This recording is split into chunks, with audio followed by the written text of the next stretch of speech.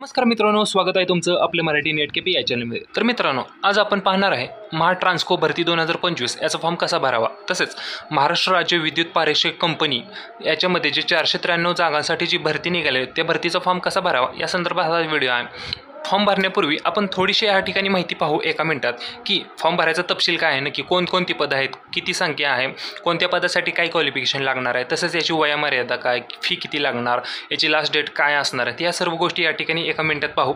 तर या ठिकाणी तुम्ही पाहू शकता टोटल 493 जागासाठी भरती आहे। तर या ठिकाणी हे 10 पद आहेत। या ठिकाणी या 10 पदासाठी ही जी भरती आहे, त्याच्यानंतर ही 10 पदासाठी ह्या 10 पदांची ही नावं आहेत, कोणत्या पदाला कोणतं नाव आहे या ठिकाणी तुम्ही पाहू शकता, आणि त्याच्यामुळे कोणत्या पदासाठी किती जागा रिकाम्या आहेत तुम्ही या ठिकाणी त्या पाहू शकता। तसेच याच्या पुढे ज्या नंबर दिलेले आहेत बघा, जावं क्रमांक, याची पुढे माहिती आपल्याला समजणार आहे। तर त्यासाठी तुम्ही आपण फॉर्म भरताना व्हिडिओमध्ये तुम्हाला समजेल या जावं क्रमांकाचा काय नंबर होतो ते या ठिकाणी तुम्हाला लक्षात येईल। तसेच या ठिकाणी तुम्ही हे लक्षात ठेवा की कोणत्या पदासाठी, म्हणजे या ठिकाणी कोणते जे हे पद आहे तो कोणत्या पदासाठी कोणता जावं क्रमांक लागतो या ठिकाणी हे लक्षात ठेवा। चला तर या ठिकाणी खाली पाहू की आता हे जे पद आपण पाहिले टोटल 10 पद आहेत, 10 पदासाठी हे नाव आहेत, त्याच्या पुढे एवढे जागा रिकामे आहेत। तसेच त्या 10 पदांसाठी काय क्वालिफिकेशन लागतं ते या ठिकाणी तुम्ही पाहू शकता।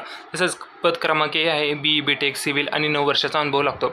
तसेच आता आपण पाहणार आहे याच्यामध्ये आपण पाहणार आहे बघा, जे 10 नंबरचं हे जे पद आहे, 10 नंबरचं जे हे पद आहे त्या पदासाठी आपण फॉर्म भरायचा डेमो आपण पाहणार आहे। तर याचे पदाचं नाव आहे निम्न श्रेणी लिपिक, 260 जागा आहेत, आणि त्यासाठी या ठिकाणी पाहू शकता 10 नंबरचं पद आहे, BCom लागतं आणि MSc या ठिकाणी लागतं।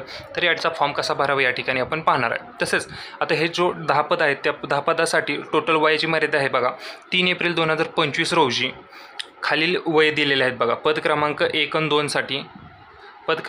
2 साठी 40 वर्ष लागतात। पद क्रमांक 3, 4, 8 आणि 10 यासाठी 18 वर्षापर्यंत तुमचं वय पाहिजे।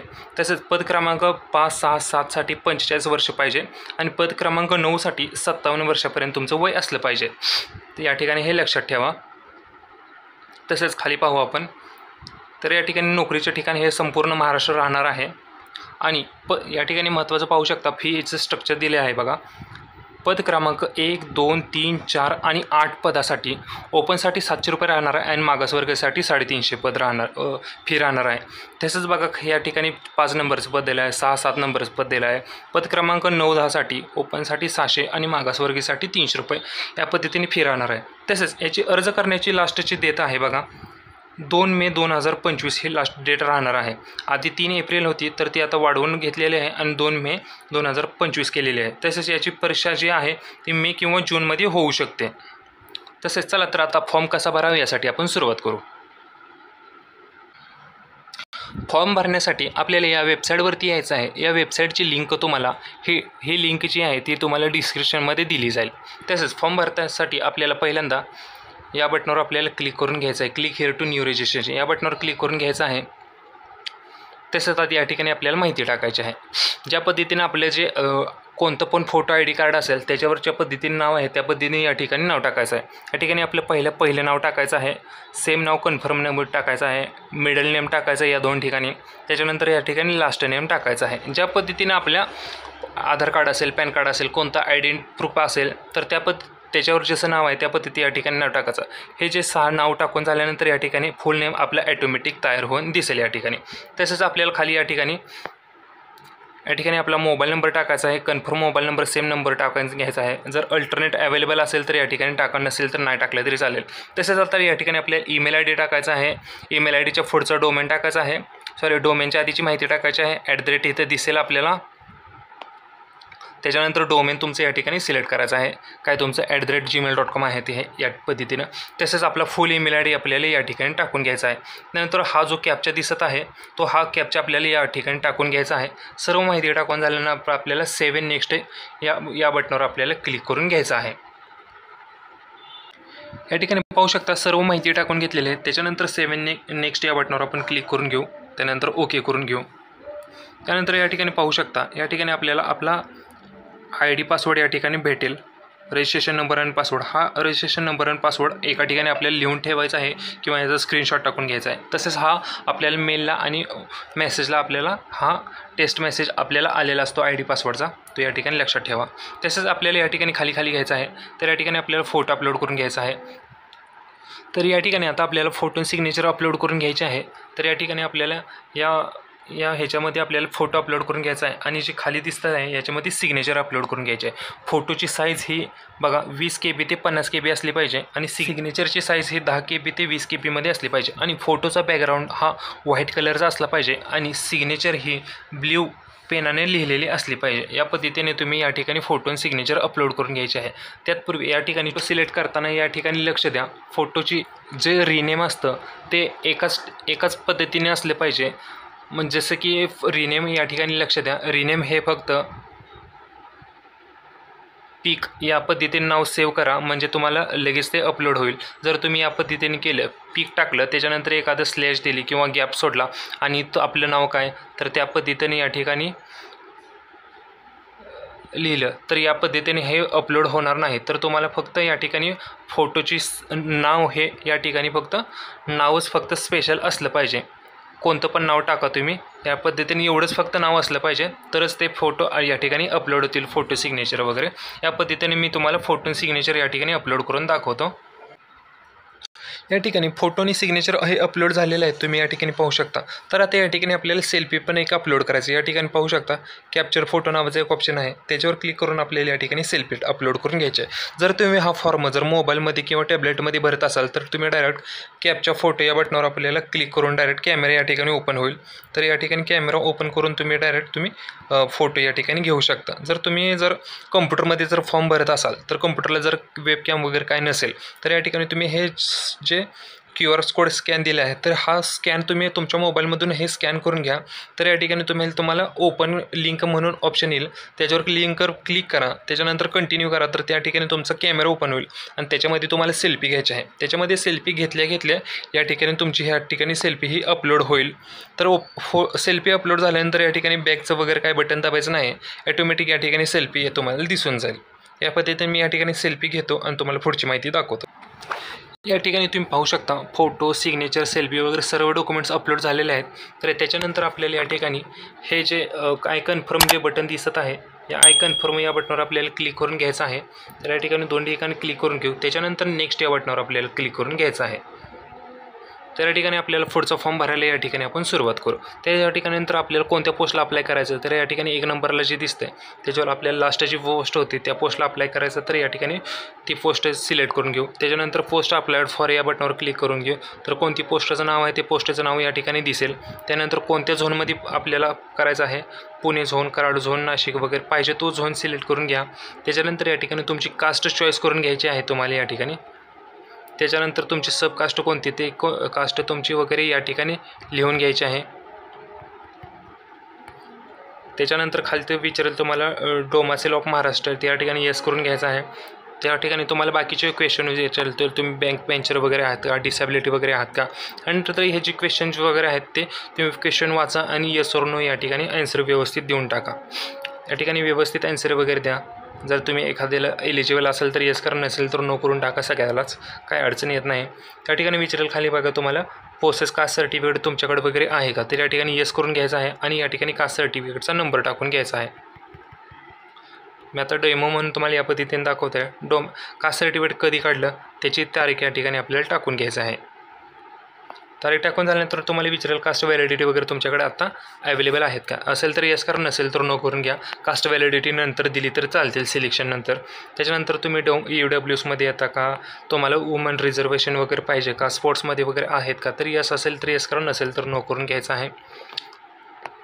त्याच्यानंतर या ठिकाणी विचारेल तुमच्याकडे नॉन क्रिमिनल सर्टिफिकेट वगैरे आहे का, तर नॉन क्रिमिनल सर्टिफिकेट आहे म्हणून येस करायचं. नॉन क्रिमिनल सर्टिफिकेटचा नंबर टाकून घ्यायचा आहे. या ठिकाणी सर्टिफिकेट नंबर टाकून झाल्यानंतर नॉन क्रिमिनलची डेट या ठिकाणी टाकून घ्यायची आहे. नॉन क्रिमिनल हे 3 ते कधी 3 वर्ष, कधी 5 वर्ष चालतं, तर या पद्धतीने डेट टाकून घ्या. त्याच्यानंतर पुढची माहिती बघायला घेऊ आपण. त्यानंतर या ठिकाणी विचारेल तुम्हाला are you departmental candidate of MSCB वगैरे तुम्ही MSCBमध्ये वगैरे ऑलरेडी काम करत आहे का असेल तर येस करा, नसेल तर नो करून घ्यायचं आहे. त्यानंतर इंडियन नॅशनॅलिटी इंडियन विचारेल व्यवस्थित. ओके, सेंट्रल टाकायचं आहे एक्झाम सेंटर वगैरे. तर या ठिकाणी एक्झाम सेंटर या ठिकाणी सिलेक्ट करून घ्यायचे आहेत. तुम्हाला कोणतं सेंटर वगैरे पाहिजे ते म्हणजे तुम्हाला जवळ पडतं जे सोयीस्कर आहे त्या पद्धतीने तुम्ही सेंटर या ठिकाणी टाकून घ्या. त्याच्यानंतर खाली आपल्याला आपले डेट ऑफ बर्थ टाकून घ्यायचे आहे. ज्या पद्धतीने आपल्या 10वीच्या बोर्ड सर्टिफिकेट किंवा शाळा सोडल्या दाखल्यावर जी डेट ऑफ बर्थ आहे ती डेट ऑफ बर्थ या ठिकाणी आपल्याला टाकून घ्यायची आहे. तुमची पण डेट ऑफ बर्थ या पद्धतीने टाकून घ्या. तुमचे मेल फॅमिली वगैरे सर्व डिटेल्स सिलेक्ट करून घ्यायचे आहेत. तुम्ही मॅरिड अनमॅरिड आहात ते त्या पद्धतीने जर मॅरिड जर तुम्ही असाल तर मॅरिड वगैरे करून घ्यायचं आहे. आणि आपले मिस्टरांचे डिटेल्स आणि या पद्धतीने या ठिकाणी भरून टाका. या ठिकाणी वडिलांचं नाव टाका, या ठिकाणी आईचं नाव टाका. जर तुम्ही मॅरिड असाल तर या ठिकाणी तुमच्या मिसेसचं किंवा मिस्टरांचं नाव या पद्धतीने टाकून घ्या. जर तुम्ही अनमॅरिड असाल तर या ठिकाणी फक्त वडिलांचं नाव टाका, आईचं नाव टाका. त्याच्यानंतर विचारेल तुम्हाला you have candidate change your name वगैरे.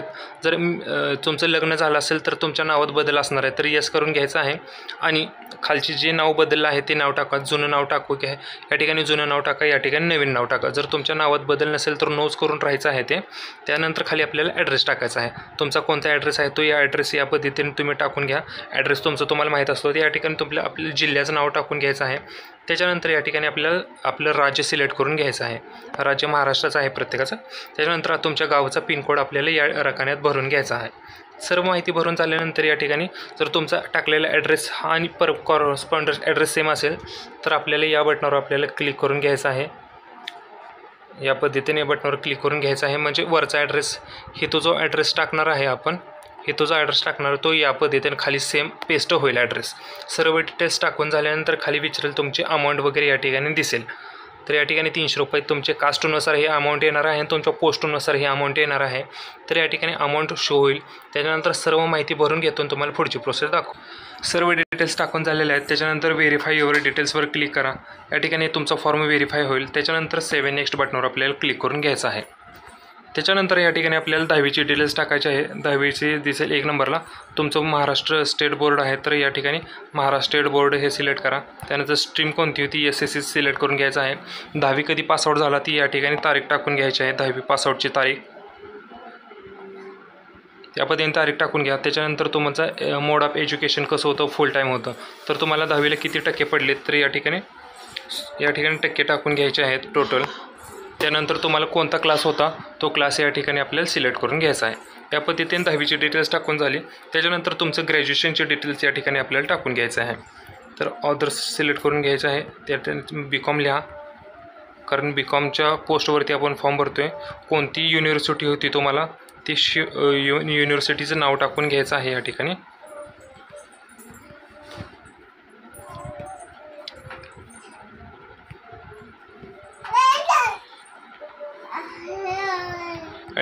युनिव्हर्सिटीचं नाव टाकून घेतलं. स्ट्रीम या ठिकाणी सिलेक्ट करू BComच. त्याच्यानंतर BCom कधी पासआउट झाला तर ते या ठिकाणी तारीख टाकून घ्यायची आहे. तुमच्या मार्कशीटवर किंवा सर्टिफिकेटवर ती तारीख ऑटोमॅटिक असेल तर ती तारीख बघून या ठिकाणी आपल्याला टाकून घ्यायची आहे. तुम्ही व्यवस्थित तारीख बघून टाका. किती वर्षाचा BCom कोर्स होता तर 3 वर्षाचा होता. तर या ठिकाणी मोड ऑफ एज्युकेशन कसा होता फुल टाईम होता पार्ट टाईम तर ते या ठिकाणी सिलेक्ट करून घ्या. BComला किती टक्के पडले तर ते टक्के या ठिकाणी सिलेक्ट करून घ्यायचे आहेत आणि क्लास आपला सिलेक्ट करून घ्यायचा आहे. या पद्धतीने 10वीची आणि BComची डिटेल्स टाकून झाली. तर या ठिकाणी तुमच्याकडे पासिंगचं MSIT सर्टिफिकेट आहे का तर येस करून घ्यायचं आहे. यू हॅव पास इक्विपमेंट आणि higher computer qualification authorise computer of government of Maharashtra विचारेल तर या ठिकाणी येस करून घ्यायचं आहे. या दोन्ही ठिकाणी येस करून घ्या. तुमच्याकडे वर्क एक्सपिरियन्स आहे का तर असेल तर येस करा, नसेल तर नो करून घ्यायचे आहे. त्यानंतर या ठिकाणी लँग्वेज नाव विचारेल. या ठिकाणी मराठी हिंदी इंग्लिश तिन्ही लँग्वेज या ठिकाणी टाकून घ्यायचे आहेत. या ठिकाणी मराठी टाका, 2 नंबरला हिंदी, 3 नंबरला इंग्लिश टाका आणि सर्व ह्याच्यावर बरोबर टिक करून घ्यायचे आहे. आपल्याला या ठिकाणी सर्व डिटेल्स बरोबर टिक करून घ्या. या ठिकाणी सर्व माहिती टाकून झालेल्या आहेत. त्याच्यानंतर या ठिकाणी आपल्याला डिटेल्स व्हेरीफाय या ठिकाणी करून घेऊ. त्यानंतर ओके करून त्याच्यानंतर सेव्ह नेक्स्ट या बटनावर आपल्याला क्लिक करून घ्यायचं आहे. तर आपण भरलेला सर्व फॉर्ममध्ये या ठिकाणी आपल्याला दिसेल. व्यवस्थित भरला आहे का नाही सगळं एकदा व्यवस्थित चेक करून घ्या. जर सर्व फॉर्म बरोबर असेल तर आय ॲग्री बटनावर आपल्याला क्लिक करून कंप्लीट रजिस्ट्रेशन करून ओके बटनावर क्लिक करून घ्यायचं आहे आपल्याला. तर या ठिकाणी सर्व फॉर्म भरून झालेला आहे. या ठिकाणी आपल्याला या ठिकाणी आपल्याला डाव्या हाताचा अंगठ्याचा थंब इम्प्रेशन द्यायचा आहे. त्याच्यानंतर या ठिकाणी दुसऱ्या हे कॉलममध्ये आपल्याला हँडरायटिंग डिक्लेरेशन अपलोड करून घ्यायचं आहे. या ठिकाणी आता मी तुम्हाला करून दाखवतो अपलोड आणि त्याच्यानंतर दाखवतो की या ठिकाणी डिक्लेरेशन कोणतं अपलोड करून घ्यायचं आहे आणि त्याची साईज किती असणार आहे काय वगैरे ते सर्व माहिती या ठिकाणी दाखवतो.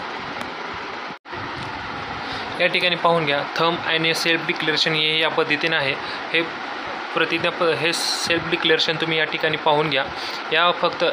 या नावाजागी फक्त तुमचं नाव टाकून हे प्रतिज्ञापत्र सेम टू सेम लिहून त्याचा फोटो काढून घ्यायचा आहे आणि ते अपलोड करून घ्यायचं आहे. या ठिकाणी मी तुम्हाला साईज सांगतो किती करायचे आहे. हे जे प्रतिज्ञापत्र आहे सेल्फ डिक्लेरेशन आहे या सेल्फ डिक्लेरेशनची साईज पाहिजे बघा 50 KB ते 100 KBच्या मध्ये साईज पाहिजे. आणि जे थंब इम्प्रेशन आहे या थंब इम्प्रेशनची साईज पाहिजे बघा 50 KBच्या आतमध्ये त्याची साईज पाहिजे. आणि तुम्हाला सांगितल्या पद्धतीनं फक्त त्याचा रिनेम हे फक्त थंब या पद्धतीने करा. रिनेम फक्त थंब या पद्धतीने असलं पाहिजे. आणि जे हे डिक्लेरेशन आहे याचं फक्त डिक्लेरेशन म्हणून रिनेम असलं पाहिजे. या ज्या फोटोचं आहे ते फोटोचं त्या पद्धतीने तुम्ही रिनेम टाका आणि त्या ठिकाणी अपलोड करून घ्या. त्याच्यानंतर कॅप्चा टाकून तुम्ही कंटिन्यू करून घ्यायचं आहे. त्याच्यानंतर पेमेंट विचारेल तुम्हाला तर पेमेंटचा पण सेम करायचं आहे. पेमेंट दिसेल तुम्हाला तिथे ते कॅप्चा टाका आणि कंटिन्यू करून घ्या नेक्स्ट करून घ्या. त्याच्यानंतर तुम्हाला पेमेंट मेथड विचारतील ते debit card credit card UPI bank वगैरे ते सगळे सिलेक्ट करा. त्याच्यानुसार तिथे जाऊन तुम्ही पेमेंट करून घ्यायचं आहे. पेमेंट झाले तुमच्या मोबाईलमधून पैसे कट होतील आणि त्या ठिकाणी तुम्हाला रिफ्रेश वगैरे काय करायचं नाही. ॲटोमॅटिक ते प्रिंट या ऑप्शनवरती तुम्हाला नेऊन ठेवेल. प्रिंट ऑप्शनवर नेल्यानंतर या ठिकाणी असं तुमच्या पुढे इंटरफेस ओपन होईल. असं इंटरफेस ओपन झाल्यानंतर या ठिकाणी तुम्ही पाहू शकता प्रिंट ॲप्लिकेशन हा ऑप्शन दिसेल. या ऑप्शनवर जाऊन तुम्ही या ठिकाणी प्रिंटआउट ऑप्शन काढून ठेवायचे आहे. तर हा जर व्हिडिओ आवडला असेल तर व्हिडिओ लाईक करा शेअर करा सबस्क्राईब करा. आणि महत्त्वाचं या ठिकाणी लक्ष द्या याचं जर हॉल तिकीट कधी येणार याचा निकाल कधी लागणार हे जर जाणून घ्यायचं असेल तर त्यासाठी आत्ताच आपल्या चॅनलला सबस्क्राईब करून ठेवा. कारण वेळोवेळी त्याची माहिती आपल्या चॅनलवर येत असते. आणि आपला व्हॉट्सअप ग्रुप जॉईन करायला विसरू नका. त्याच्यावर पण महत्त्वाचे अपडेट्स तुम्हाला समजत जातील. हा व्हिडिओ शेअर करा लाईक करा सबस्क्राईब करा. जय हिंद जय महाराष्ट्र.